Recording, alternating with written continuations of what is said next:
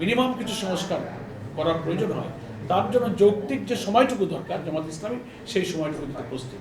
সেটা হতে পারে আমাদের চিফ অ্যাডভাইজার যেমন বা সরকারের পক্ষ থেকে কয়েক রকম কথা বলা হয়েছে। কেউ বলছেন ডিসেম্বর, কেউ বলছেন মার্চ, কেউ বলছেন জুন, কেউ বলছেন 18 মাস।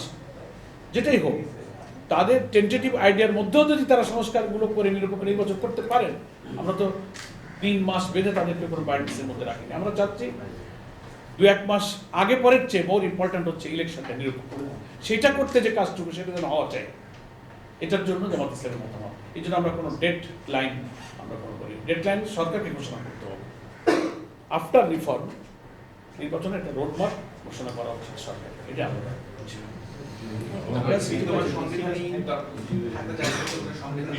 না, বিদ্যমান সংবিধানে অনেক সংশোধন দিয়েছি তো আমরা এই সংবিধানের পরিবর্তন চাই।